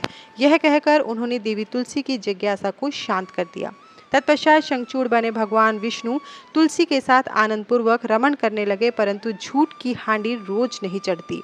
एक दिन देवी तुलसी को ज्ञात हुआ कि उसके साथ रमण करने वाला पुरुष उसका पति शंखचूड़ नहीं बल्कि कोई और है। यह पता चलते ही देवी तुलसी आत्मग्लानि से भर उठी। उन्हें स्वयं से घृणा होने लगी। वह क्रोध से वेश बदले श्री विष्णु पर फट पड़ी। उन्होंने श्री विष्णु से पूछा, तू कौन है? मुझे सच सच बता। क्यों तूने मुझ जैसी पतिव्रता स्त्री का पतिव्रत धर्म नष्ट कर दिया? मैं तुझे नहीं छोड़ूंगी। ये वचन सुनकर विष्णु भगवान ने भयभीत होकर अपने स्थान पर अपनी एक मूर्ति बना दी ताकि देवी तुलसी उनके विषय में कुछ जान न पाए, परंतु तुलसी ने उनके पद चिन्हों से विष्णु जी को पहचान लिया। तब गुस्से से उन्होंने भगवान विष्णु को श्राप देते हुए कहा, हे विष्णु, लोग तुझे भगवान मानकर तुम्हारी पूजा करते हैं, पर वास्तव में तुम पूजा के योग्य नहीं हो। तुम तो सिर्फ पत्थर हो। तुम्हारे मन में दया भाव नाम की कोई वस्तु नहीं है। तुमने मेरे सतीत्व को भंग किया और मेरे पति शंखचूड़ को मार डाला है। इसलिए मैं तुम्हें श्राप देती हूँ कि तुम आज अभी से पत्थर के हो जाओ। यह कहकर देवी तुलसी अत्यंत दुखी मन से रोने लगी। देवी तुलसी का दिया श्राप सुनकर भगवान विष्णु भी दुखी हुए। भगवान शिव का स्मरण करने लगे। विष्णु जी की पुकार सुनकर भक्तवत्सल भगवान शिव वहां प्रकट हो गए। उन्हें देखकर तुलसी जी और विष्णु जी ने हाथ जोड़कर प्रणाम किया। तब वे देवी तुलसी को समझाने लगे। उन्होंने तुलसी को समझाया कि देवी तुलसी, यह तो पूर्व निश्चित था। शंखचूड़ को मिले श्राप के फलस्वरूप उसका जन्म दानव कुल में हुआ था और इसी कारण उसे मेरे हाथों से मृत्यु प्राप्त हुई है। देवी, तुम्हारी मनोस्थिति मैं समझ सकता हूँ, परंतु यह संसार नश्वर है। अतः तुम अपने द्वारा की गई तपस्या का फल लो और इस शरीर को त्याग दो। मेरे आशीर्वाद के फलस्वरूप तुम्हें दिव्य देह की प्राप्ति होगी। तुम्हारी श्री हरि में विशेष प्रीति होगी। इस शरीर को त्यागने के पश्चात जब तुम नया शरीर धारण करोगी तो तुम गंडकी नाम की नदी होगी और सभी के द्वारा पूजित होने के कारण प्रधान रूपा तुलसी के नाम से विख्यात होगी। चाहे स्वर्ग हो या पाताल या फिर पृथ्वी, तुम वनस्पतियों में श्रेष्ठ होगी तथा श्रीहरि की विशेष कृपा सदा तुम पर रहेगी। तुमने जो श्रीहरि को श्राप दिया है वह भी अवश्य पूरा होगा। गंडकी के तट पर सदा भगवान विष्णु भी पाषाण के रूप में स्थित होंगे। तेज दांतों वाले अनेक कीड़े उस शिला को छेद छेद कर उसमें चक्र बना देंगे। उस शिला को इस जगत में शालिग्राम के नाम से प्रसिद्धि मिलेगी। यह कहकर भगवान शिव अंतर्धान हो गए। तत्पश्चात देवी तुलसी ने अपना शरीर त्याग दिया और गंडकी नदी बन गई। तब श्री विष्णु ने भी उस नदी के तट पर पाषाण के रूप में निवास किया। नारद जी बोले, हे ब्राह्मण, आप मुझे भगवान शिव की उन उत्तम लीलाओं के विषय में बताइए जिनकी ये लीलाएं बड़ी सुखदायिनी है। ब्रह्मा जी बोले, जलंधर के संहार के बारे में जानकर देवी सत्यवती के पुत्र व्यास जी सनत कुमार जी से यही बातें पूछने लगे। तब उनकी उत्सुकता देखकर सनत कुमार जी बोले, हे व्यास जी, मैं तुम्हें अंधकासुर नामक दैत्य के शिवगण बन उनकी भक्ति में लीन रहने की कथा सुनाता हूँ। एक समय की बात है, देवादिदेव भगवान शिव अपनी प्राण वल्लभा देवी पार्वती और अपने प्रिय गणों के साथ कैलाश पर्वत से काशी जा रहे थे। उनका विचार कुछ समय काशी में व्यतीत करने का था, इसलिए उन्होंने अपने वीरगण भैरव को काशी का रक्षक बना दिया और स्वयं सबके साथ सुखपूर्वक निवास करने लगे। एक बार भगवान शिव पार्वती देवी के साथ आनंद पूर्वक विहार करते हुए मंदराचल नामक पर्वत पर गए। एक दिन शिव पार्वती बैठे आपस में वार्तालाप और मनोविनोद कर रहे थे। तभी देवी पार्वती ने अपने हाथों से भगवान शिव के नेत्र कुछ पल के लिए बंद कर दिए। भगवान शिव के नेत्र बंद होते ही चारों ओर भयानक अंधकार छा गया। उसी समय भगवान शिव के माथे से पसीने की कुछ बूंदें निकली। जैसे ही वे बूंदें धरती पर गिरी, तुरंत एक जटाधारी काला विकृत डरावना राक्षस वहां उत्पन्न हो गया और वो जोर जोर से हंसने लगा। उसकी भयानक आवाज़ सुनकर देवी पार्वती एकदम चौंक गई और एकाएक उनके सामने यह भयानक जीव कहाँ से प्रकट हो गया ये सोचने लगी। तब देवी पार्वती ने भगवान शिव से पूछा, हे स्वामी, यह भयानक पुरुष कौन है? यह सुनकर भगवान शिव मुस्कुराते हुए बोले, हे देवी, यह आपका पुत्र है। जब आपने मेरी आंखें बंद की उस समय मेरे माथे की कुछ पसीने की बूंदें नीचे गिरी, उसी से यह प्रकट हुआ है। यह जानकर कि वह पुरुष उनका पुत्र है, देवी बड़ी प्रसन्न हुई। भगवान शिव ने उनका नाम अंधक रख दिया। उसी समय हिरण्य नेत्र नाम का एक राक्षस पुत्र प्राप्ति की कामना मन में लेकर वन में घोर तपस्या कर रहा था। उसकी तपस्या से प्रसन्न होकर भगवान शिव उसे वरदान देने के लिए गए। उसने भगवान शिव से एक बलवान और वीर पुत्र की प्राप्ति की इच्छा प्रकट की। भगवान शिव ने कहा, हे हिरण्य नेत्र, मेरा पुत्र अंधक बड़ा ही वीर और बलवान है। तुम चाहो तो मैं उसे तुम्हें सौंप सकता हूँ। भगवान शिव के पुत्र को अपना पुत्र बनाने के लिए वह राक्षस व्यग्र हो उठा। उस पुत्र को प्राप्त कर हिरण्य नेत्र बहुत प्रसन्न हुआ और उसे गले से लगा लिया। भगवान शिव पुत्र अंधक को हिरण्य नेत्र को सौंपकर अपने धाम को चले गए। हिरण्य नेत्र अपने प्रिय पुत्र अंधक को साथ लेकर अपने घर लौट आया और उसको बहुत लाड़ प्यार से पालने लगा। हिरण्य नेत्र ने, जिसे हिरण्याक्ष भी कहा जाता था, पृथ्वीलोक और पाताल लोक के राज्यों को जीतकर अपने राज्य में मिला लिया। दैत्यों के राजा उस हिरण्याक्ष के आतंक से तीनों लोग कांपने लगे, यहाँ तक कि देवता भी व्याकुल और भयभीत हो गए। उन्होंने भगवान विष्णु को वाराह रूप धारण करके पाताल लोक भेजा। क्रोधित श्रीहरि ने हिरण्याक्ष का वध सुदर्शन चक्र से कर दिया। तत्पश्चात अंधक का राज्य अभिषेक करवाया।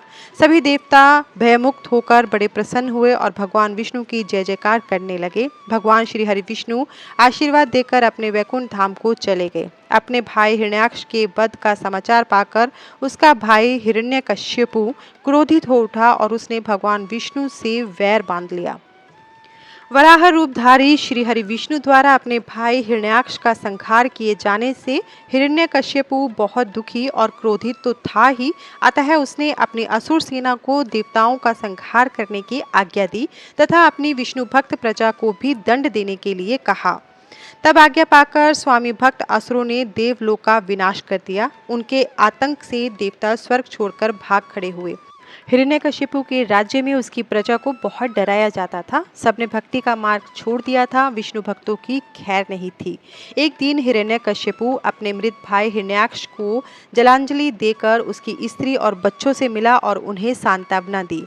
दैत्यराज हिरण्यकशिपु के मन में विचार आया कि यदि मैं अजर अमर अजय हो जाऊं और मेरा कोई प्रतिद्वंदी न रहे तो कोई भी मुझे हरा नहीं सकेगा और तब सभी मुझे झुककर प्रणाम करेंगे। यह सोचते ही हिरण्यकशिपु मंदराचल पर्वत पर जाकर घोर तपस्या करने लगा।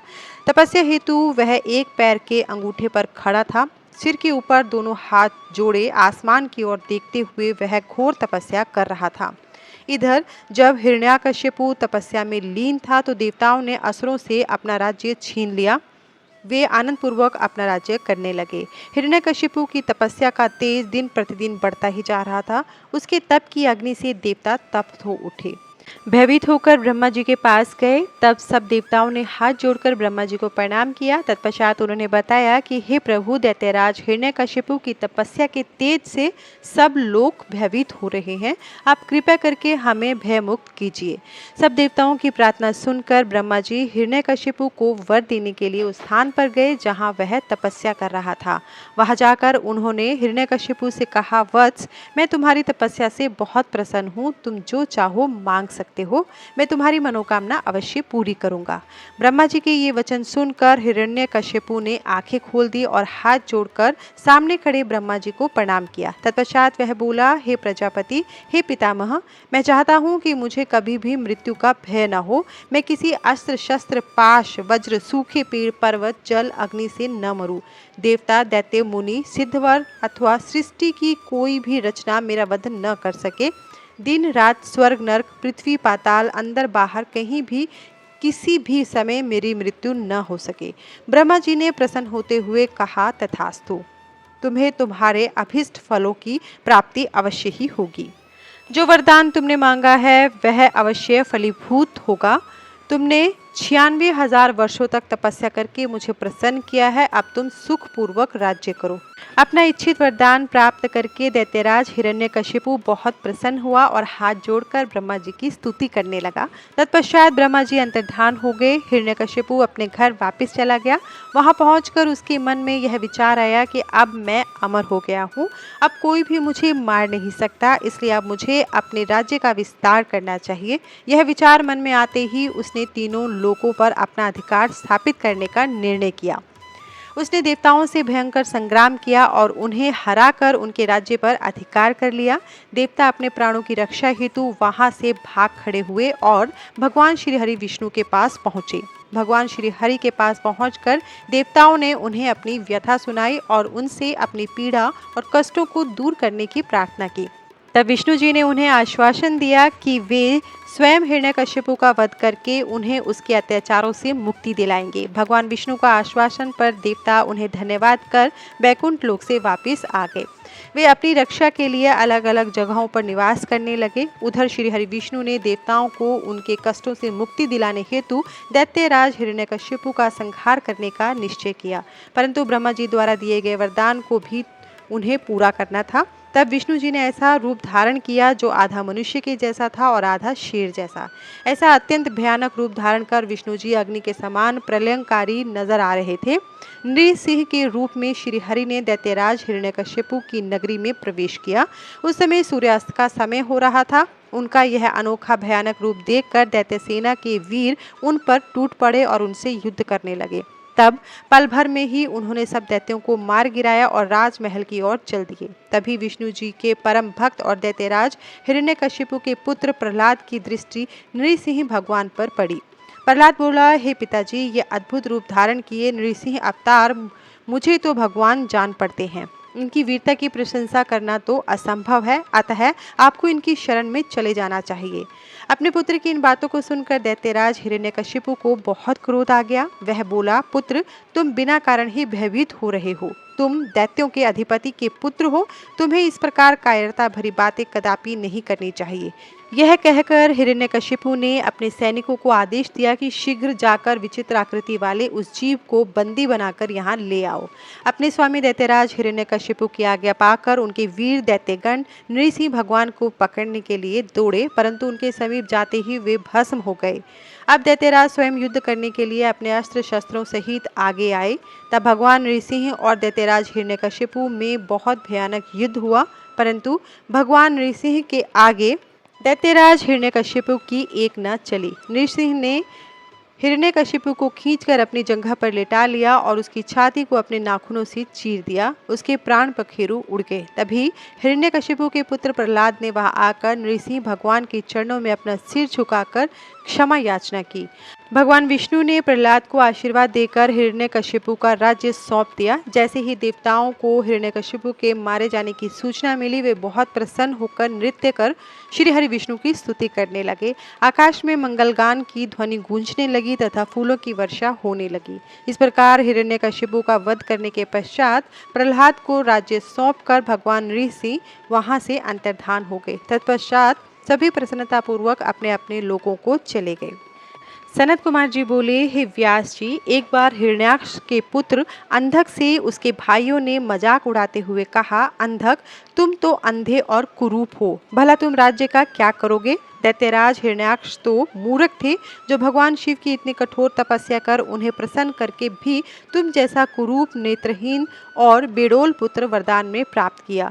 कभी दूसरे से प्राप्त पुत्र का भी पिता की संपत्ति पर अधिकार होता है, इसलिए इस राज्य के स्वामी हम ही हैं, तुम तो हमारे सेवक हो। अपने भाइयों के इस प्रकार के कटु वचनों को सुनकर अंधक निराश और उदास हो गया।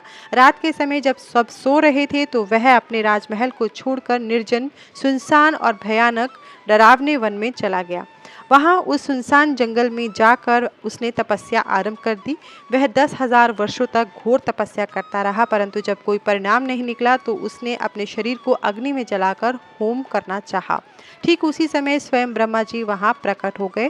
ब्रह्मा जी बोले, पुत्र अंधक, मांगो, क्या मांगना चाहते हो? मैं तुम्हारी तपस्या से बहुत प्रसन्न हूँ, तुम अपना इच्छित वर मांग लो, मैं तुम्हारी मनोकामना अवश्य ही पूरी करूंगा। यह सुनकर अंधक बहुत प्रसन्न हुआ। उसने हाथ जोड़कर ब्रह्मा जी की स्तुति की और बोला, हे कृपा निधान ब्रह्मा जी, यदि आप मुझ पर प्रसन्न होकर मुझे वर देना चाहते हैं तो आप कुछ ऐसा करें कि मेरे निष्ठुर भाइयों ने जो मुझसे मेरा राज्य छीन लिया है वे सब मेरे अधीन हो जाएं, मेरे नेत्र ठीक हो जाएं, अर्थात मुझे दिव्य दृष्टि की प्राप्ति हो तथा मुझे कोई भी मार ना सके। वह देवता, गंधर्व, यक्ष, किन्नर, मनुष्य, नारायण अथवा स्वयं भगवान शिव ही क्यों ना हो। अंधक के इन वचनों को सुनकर ब्रह्मा जी बोले, हे अंधक, तुम्हारे द्वारा कही हुई दोनों बातों को मैं स्वीकार करता हूँ, परंतु इस संसार में कोई भी अजर अमर नहीं है। सभी को एक न एक दिन काल का ग्रास बनना पड़ता है। मैं सिर्फ तुम्हारी इतनी मदद कर सकता हूँ कि जिस प्रकार की और जिसके हाथ से तुम चाहो अपनी मृत्यु प्राप्त कर सकते हो। तब ब्रह्मा जी के वचन सुनकर अंधक कुछ देर के लिए सोच में डूब गया। फिर बोला, हे प्रभु, तीनों कालों की उत्तम, मध्यम और नीच नारियों में से जो भी नारी सबकी जननी हो, सब में रतन हो, जो सब मनुष्यों के लिए दुर्लभ तथा शरीर व मन के लिए अगम्य है, उसको अपने सामने पाकर जब मेरे अंदर काम भावना उत्पन्न हो, उसी समय मेरा नाश हो। इस प्रकार का वरदान सुनकर ब्रह्मा जी ने तथास्तु कहा और उससे बोले, दैत्येंद्र, तेरे सभी वचन अवश्य ही पूरे होंगे, अब तू जाकर अपना राज्य संभाल। ब्रह्मा जी के वचन सुनकर अंधक बोला, हे भगवान, अब मेरा शरीर इस लायक नहीं रहा कि मैं युद्ध कर सकूं। अब तो मेरे शरीर में सिर्फ नसें और हड्डियां ही बची हैं। अब मैं कैसे युद्ध कर पाऊंगा और अपनी शत्रु सेना को परास्त कर पाऊंगा। इस प्रकार के वचनों को सुनकर ब्रह्मा जी मुस्कुराए और उन्होंने अंधक के शरीर का स्पर्श किया। उनके स्पर्श करते ही अंधक का शरीर भरा पूरा हो गया।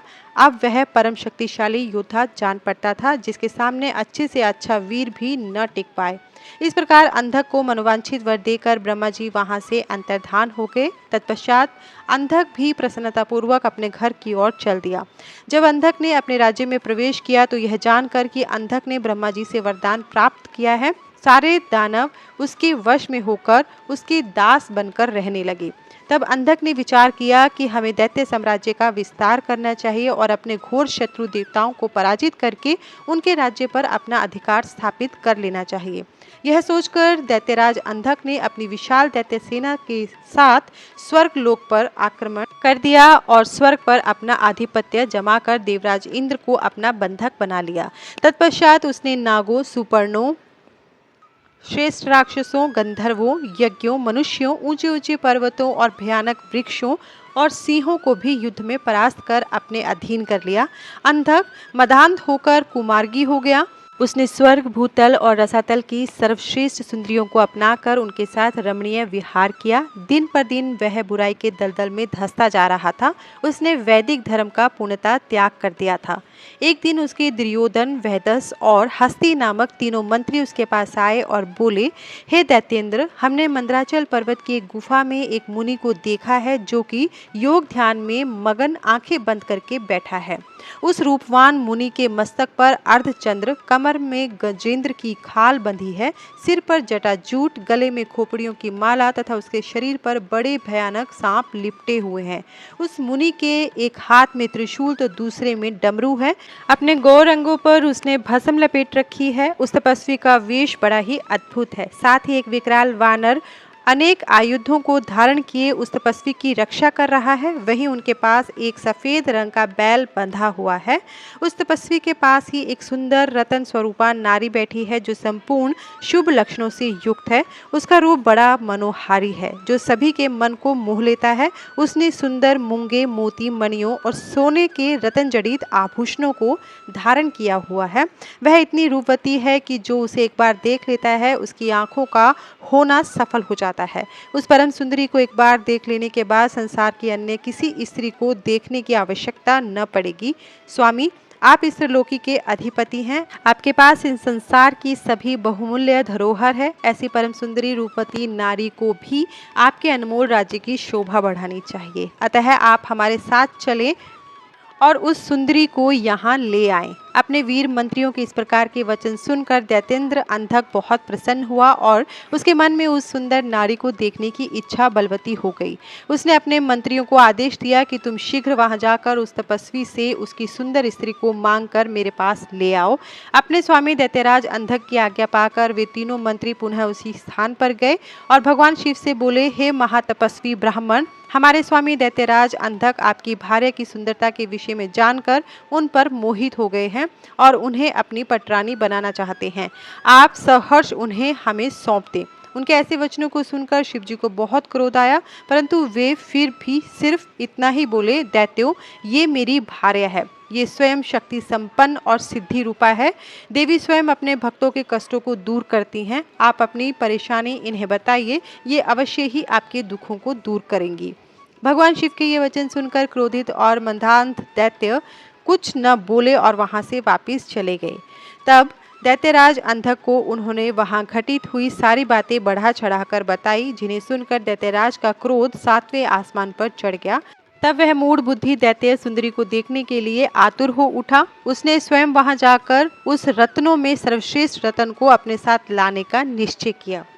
सनत कुमार जी बोले, हे व्यास जी, जब इस प्रकार अंधक के उन 3 मंत्रियों ने वहां आकर अंधक को सब बताया, तब क्रोधित होकर वह स्वयं वहां जाने को आतुर हो गया। तब मदिरा पान करके वह अपनी विशाल सेना को साथ लेकर मंदराचल पर्वत की ओर चल दिया। वहां रास्ते में उसकी मुठभेड़ भगवान शिव के वीरगणों से हो गई।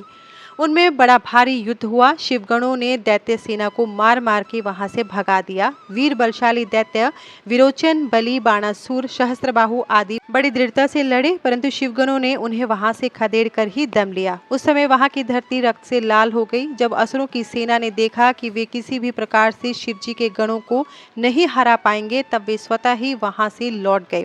उधर जब वहां शांति हो गई, तब भगवान शिव अपनी प्रिया देवी पार्वती से बोले, हे प्रिय, मैं यहाँ पर अपने उत्तम पाशुपत व्रत का पालन करने के लिए आया था, परंतु यहाँ पर मेरे व्रत में विघ्न पड़ गया है। अतः अब मैं इस व्रत को यहाँ पर पूरा नहीं कर सकता। इस व्रत को पूरा करने के लिए मुझे पुनः किसी अन्य निर्जन स्थान पर जाना पड़ेगा। देवी, तुम यहीं पर रहो और मैं किसी अन्यत्र स्थान पर जाकर अपने पाशुपत व्रत का अनुष्ठान करूंगा। यह कहकर भगवान शिव अपने व्रत को पूरा करने के लिए वहां से किसी दूसरे वन में चले गए और पार्वती देवी वहीं मंदराचल पर्वत पर एक गुफा में रहने लगी। भगवान शिव निर्जन वन में जाकर अपने पाशुपत व्रत को पूरा करने के लिए घोर साधना करने लगे। उधर दूसरी ओर देवी पार्वती वहां अकेली रहकर अपने पति भगवान शिव के लौटने की प्रतीक्षा करने लगी। उनकी रक्षा के लिए भगवान शिव का गण वीरक सदा उनकी गुफा के बाहर पहरा देता रहता था। दूसरी ओर दैत्यराज अंधक को, जिसे एक बार शिवगणों ने परास्त करके वहां से खदेड़ दिया था, देवी को प्राप्त किए बिना चैन कहाँ आने वाला था। उसने पुनः मंदराचल पर्वत पर चढ़ाई कर दी। जैसे ही अंधक और उसकी दानव सेना पर्वत पर पहुंची, वीरक ने उनसे युद्ध करना आरंभ कर दिया। महाबली वीरक बड़ी वीरता से उन दैत्यों से युद्ध करता रहा और उन्हें हराता रहा। उनके बीच भयानक अस्त्र शस्त्रों का प्रयोग होता रहा। जब किसी भी तरह वीरक को युद्ध में पराजित करना संभव न हुआ, तो दैत्यों ने वीरक को चारों ओर से मिलकर घेर लिया। जब गुफा के अंदर बैठी देवी पार्वती को यह ज्ञात हुआ कि उनका प्रिय रक्षक चारों ओर से दानवों से घिर चुका है, तो उन्होंने अलौकिक रीति से ब्रह्मा, विष्णु और देवताओं का मन में स्मरण किया। यह ज्ञात होते ही कि जगत जननी जगदम्बा माँ पार्वती ने स्मरण किया है, पल भर में सब देवता वहां मंदराचल पर्वत पर उपस्थित हो गए और दैत्यों से युद्ध करने लगे। जब वीरक ने देखा कि अब वह अकेला नहीं है, उसके साथ पूरी देवसेना खड़ी है, तो वह हर्षित मन से पुनः युद्ध में लग गया और तब उसका जोश देखते ही बनता था। देवताओं ने ब्राह्मी, नारायणी, इंद्री, वैश्वानरी, याम्या, नैऋति, वारुणी, वायवी, कौवेरी, यक्षेश्वरी और गारुड़ी देवी का रूप धारण किया हुआ था। अनेकों आयुधों से सुसज्जित होकर वे युद्ध कर रहे थे। इस प्रकार इस भीषण युद्ध को चलते चलते कई हजार वर्ष बीत गए। देवसेना जितने भी असुरों को मारती, दैत्य गुरु शुक्राचार्य अपनी मृत संजीवनी विद्या से पल भर में उन्हें पुनः जीवित कर देते। इस प्रकार दैत्य सेना न कम हो रही थी, न ही वह हार मान रही थी।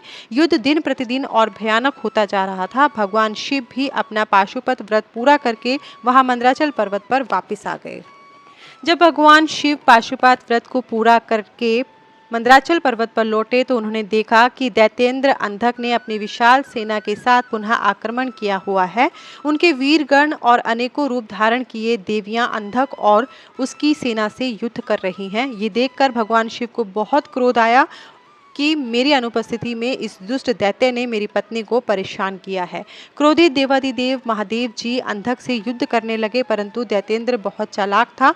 उसने गिल नामक दैत्य को आगे कर दिया। स्वयं उसने दैत्य सेना सहित गुफा के आसपास के वृक्षों और लताओं को तोड़ दिया। तत्पश्चात उस दैत्य अंधक ने एक एक करके सबको निगलना शुरू कर दिया। अंधक ने नंदीश्वर सहित ब्रह्मा, विष्णु, इंद्र, सूर्य और चंद्रमा व देवताओं को निगल लिया। यह देखकर भगवान शिव को बहुत क्रोध आया। उन्होंने अंधक पर अपने तीक्ष्ण बाणों का प्रहार करना शुरू कर दिया, जिसके फलस्वरूप दैत्यराज ने विष्णु सहित ब्रह्मा, सूर्य, चंद्रमा और अन्य देवताओं को वापस उगल दिया। उधर शिवगणों ने देखा कि दैत्य गुरु युद्ध में मारे गए राक्षसों को अपनी संजीवनी विद्या से पुनः जीवित कर रहे हैं। इसी कारण दैत्यों का मनोबल कम नहीं हो रहा है। तब शिवगणों ने चतुराई का परिचय देते हुए दैत्य गुरु शुक्राचार्य को बंधक बना लिया और उन्हें भगवान शिव के पास ले गए। जब शिवगणों ने यह बात भगवान शिव को बताई, तो क्रोधित शिवजी ने शुक्राचार्य को निगल लिया। शुक्राचार्य के वहां से गायब हो जाने पर दैत्यों का मनोबल गिर गया और वे भयभीत हो गए। यह देखकर देवसेना ने उन दैत्यों को मार मारकर व्याकुल कर दिया और इस प्रकार युद्ध और भीषण होता जा रहा था। दैत्यराज अंधक ने अब युद्ध को जीतने के लिए माया का सहारा लिया। भगवान शिव और अंधक के बीच सीधा युद्ध शुरू हो गया। भगवान शिव अपने प्रिय त्रिशूल से लड़ रहे थे। युद्ध करते करते दैत्यराज के शरीर पर शिवजी जैसे ही त्रिशूल का प्रहार करते, उसके शरीर से निकले हुए रक्त से बहुत से दैत्य उत्पन्न हो जाते और युद्ध करने लगते। यह देखकर देवताओं ने देवी चंडी की स्तुति की। तब चंडिका तुरंत युद्ध भूमि में प्रकट हो गई और उन्होंने भगवान शिव को प्रणाम किया। शिव जी का आदेश पाकर देवी चंडिका उस अंधक नामक असुर के शरीर से निकलने वाले रक्त को पीने लगी। इस प्रकार अंधक का रक्त जमीन पर गिरना बंद हो गया। उससे उत्पन्न होने वाले राक्षस भी उत्पन्न होने बंद हो गए। फिर भी अंधक अपनी पूरी शक्ति से युद्ध करता रहा। उसने भगवान शिव पर बाणों से प्रहार करना शुरू कर दिया। युद्ध करते करते भगवान शिव ने अंधक का संहार करने के लिए त्रिशूल का जोरदार प्रहार उसके हृदय पर किया और उसे भेद दिया। उन्होंने उसे ऐसे ही ऊपर उठा लिया। सूर्य की तेज किरणों ने उसके शरीर को जला दिया। इससे उसका शरीर जर्जर हो गया। मेघों से तेज जल बरसा और वह गीला हो गया। फिर हिमखंडों ने उसे विदीर्ण कर दिया। इस पर भी दैत्यराज अंधक के प्राण नहीं निकले। अपनी ऐसी अवस्था देखकर अंधक को बहुत दुख हुआ। वह हाथ जोड़कर देवादिदेव भगवान शिव की स्तुति करने लगा। भगवान शिव तो भक्तवत्सल हैं और सदा ही अपने भक्तों के अधीन रहते हैं, तब भला वे अंधक से कैसे प्रसन्न न होते। उन्होंने अंधक को क्षमा करके अपना गण बना लिया। युद्ध समाप्त हो गया। सब देवता हर्षित होकर भगवान शिव की स्तुति करने लगे। भगवान शिव देवी पार्वती को साथ लेकर अपने गणों सहित कैलाश पर्वत पर चले गए। सभी देवता अपने अपने लोकों को वापस लौट गए। व्यास जी बोले, हे ब्रह्मापुत्र सनत कुमार जी, शिवगणों द्वारा जब शिव जी को यह ज्ञात हुआ था कि दैत्यराज शुक्राचार्य दैत्यों को पुनः जीवित कर रहे हैं और शिवगण उन्हें बंदी बनाकर लाए, तब क्रोधित होकर शिव जी ने शुक्राचार्य को निगल लिया था। तब आगे क्या हुआ? भगवान शिव के उदर में शुक्राचार्य ने क्या किया? क्या भगवान शिव ने उन्हें भस्म कर दिया या फिर शुक्राचार्य अपने तेज के प्रभाव से शिव जी के उदर से बाहर निकल आए? कृपया कर मुझे यह भी बताइए। व्यास जी के इन प्रश्नों को सुनकर सनत कुमार जी बोले, हे व्यास जी, भगवान शिव तो इस त्रिलोक के नाथ हैं। वे साक्षात ईश्वर हैं। उनकी आज्ञा के बिना इस संसार में कुछ भी नहीं होता। उनके कारण ही यह संसार चलता है। भगवान शिव के कारण ही देवताओं की हर युद्ध में जीत होती है। अंधक कोई साधारण दैत्य नहीं था। उसे यह बात ज्ञात थी कि वह त्रिलोकीनाथ भगवान शिव को नहीं जीत सकता। इसलिए वह अपने दैत्य कुल की रक्षा करने के लिए सर्वप्रथम अपने आराध्य दैत्य गुरु शुक्राचार्य के चरणों में गया और अपने गुरु की वंदना करने लगा। तब उन्होंने प्रसन्न होकर उसे आशीर्वाद दिया। दैत्यराज अंधक ने गुरु शुक्राचार्य से मृत संजीवनी विद्या द्वारा मरे हुए असुरों को जीवित करने की प्रार्थना की। शुक्राचार्य ने अपने शिष्य अंधक की प्रार्थना स्वीकार कर ली और युद्ध भूमि में आ गए। शुक्राचार्य ने भगवान शिव का स्मरण कर अपनी विद्या का प्रयोग आरंभ कर दिया। उस विद्या का प्रयोग करते ही युद्ध में मृत पड़े दैत्य अपने अस्त्र शस्त्र लेकर इस प्रकार उठ खड़े हुए मानो इतनी देर से सोए पड़े हों। यह देखकर दैत्य सेना में अद्भुत उत्साह का संचार हो गया था। राक्षसों में नई जान आ गई और वे भगवान शिव के गणों से भयानक युद्ध करने लगे। शिव गणों ने जाकर यह समाचार नंदीश्वर को बताया कि शुक्राचार्य अपनी विद्या के बल से मरे हुए दैत्यों को जीवित कर रहे हैं। यह जानकर नंदी सिंह की भांति दैत्य सेना पर टूट पड़े और उस स्थान पर जहां पहुंचे जहां शुक्राचार्य बैठे थे। अनेकों दैत्य अपने गुरु की रक्षा करने के लिए चारों ओर खड़े थे। नंदी ने शुक्राचार्य को इस प्रकार पकड़ लिया जैसे शेर हाथी के बच्चे को पकड़ लेता है। वे उन्हें उठाकर तेज गति से वहां से निकल पड़े। नंदीश्वर को इस प्रकार अपने गुरु को उठाकर ले जाता देखकर सभी दैत्य उन पर टूट पड़े, परंतु नंदी अपनी वीरता का परिचय देते हुए सबको पछाड़ते हुए आगे बढ़ते रहे। नंदी के मुख से भयानक अग्नि वर्षा हो रही थी जिससे दैत्य उनकी ओर नहीं बढ़ पा रहे थे। इस प्रकार कुछ देर में नंदी शुक्राचार्य का अपहरण करके उन्हें भगवान शिव के सम्मुख ले आए। नंदी ने सारी बातें भगवान शिव को कह सुनाई। यह सब सुनकर देवादिदेव महादेव जी का क्रोध बढ़ गया और उन्होंने दैत्य गुरु शुक्राचार्य को अपने मुंह में रखकर इस प्रकार निगल लिया जिस प्रकार कोई बालक अपनी पसंदीदा खाने की वस्तु को पल भर में सटक जाता है। भगवान शिव ने क्रोधित होकर जब दैत्यों के गुरु शुक्राचार्य को निगल लिया, तब वे शिव जी के उदर में पहुंचकर वहां से बाहर निकलने के लिए बहुत चिंतित हो गए और अनेक प्रकार के प्रयत्न करने लगे। जब वे किसी भी प्रकार से बाहर नहीं निकल पा रहे थे, तब उन्होंने भगवान शिव के शरीर में छिद्रों की खोज करनी शुरू कर दी, परंतु सैकड़ों वर्षों तक भी उन्हें कोई ऐसा छिद्र नहीं मिला जिससे वे बाहर आ सके। इस प्रकार शुक्राचार्य बाहर न आ पाने के कारण बहुत दुखी हुए और उन्होंने शिव जी की आराधना करने का निश्चय किया। तब उन्होंने शिव मंत्र का जाप करना आरंभ कर दिया।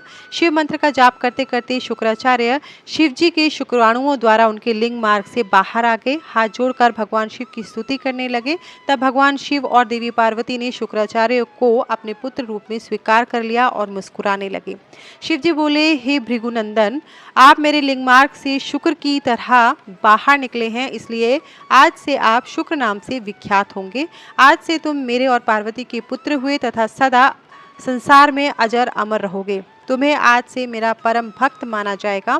तब शुक्राचार्य भगवान शिव की स्तुति करते हुए बोले, हे देवादिदेव भगवान शिव, आपके सिर, नेत्र, हाथ, पैर और भुजाएं अनंत हैं। आपकी मूर्तियों की गणना करना सर्वथा असंभव है। आपकी 8 मूर्तियां कही जाती हैं और आप अनंत मूर्ति भी हैं। आप देवताओं, दानवों के मनोकामना को पूर्ण करने वाले हैं। बुरे व्यक्ति का आप ही संहार करने वाले हैं। मैं आपके चरणों की स्तुति करता हूँ। हे प्रभु, आप मुझ पर प्रसन्न हो।